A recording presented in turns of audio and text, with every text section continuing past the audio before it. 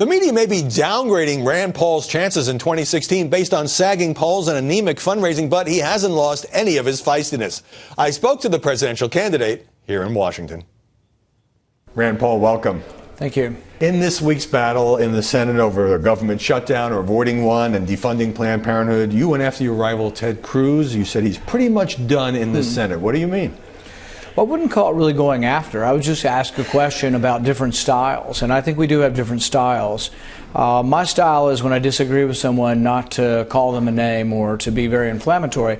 I can be very strong in what I believe in, and I'm willing to stand up for that. But even in Harry Reid, who's on the opposite side from me, I have pretty good relations with him, even though he's a Democrat, and I wouldn't call him a liar, wouldn't, call him dishonest, because I don't think that furthers the debate, even with people you disagree with. As you know, and it was kind of dramatized by John Boehner's resignation, there is a strong hardline faction in the House that believes that if you're not willing to potentially close down the government over defunding Planned Parenthood, close down the government over getting rid of Obamacare, you're a squish, you're a rhino, you're not fighting for your principles. Your thoughts? Well, I do think that we should exert the power of the purse. So I am one who says that we haven't been doing enough and that we control the House and the Senate. And frankly, I've been traveling the country, and yes, conservatives and Republicans are very unhappy that we're not controlling the power of the purse. Many in Washington will say, well, we don't have the votes, 60 votes to defund things. And I say it's kind of backwards. If you let the spending expire, then to restart spending takes 60 votes. You've been mixing it up with Donald Trump, who tweeted, prediction, Rand Paul has been driven out of the race by my statements about him. He will announce soon 1%. The gentleman from Kentucky has the floor.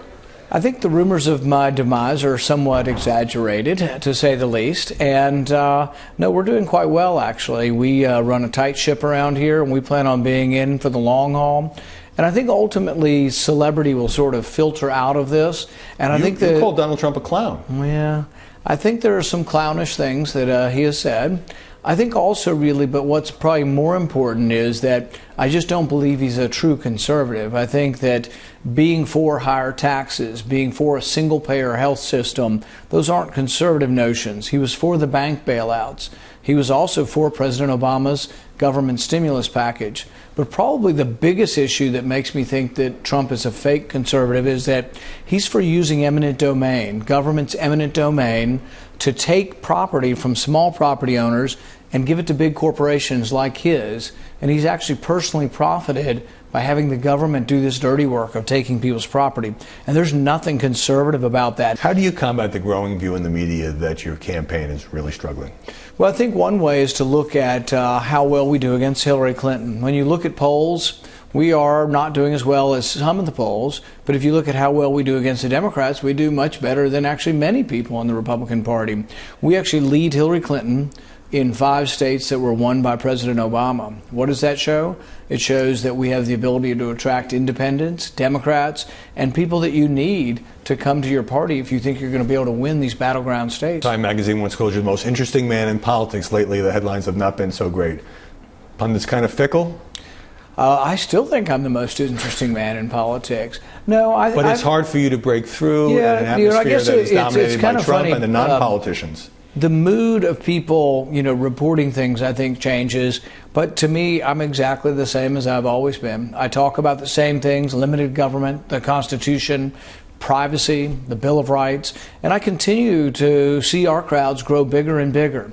So if I weren't reading the so-called pundits and I were traveling the country as I am, every day I see bigger crowds. Every day I see more enthusiasm. One complaint has been that you started out with a deep skepticism of U.S. military intervention overseas. Still do have that. Well, let's talk about that, because with the growing threat from ISIS and now Russia starting airstrikes in Syria this week, are you still skeptical about greater U.S. involvement in Syria?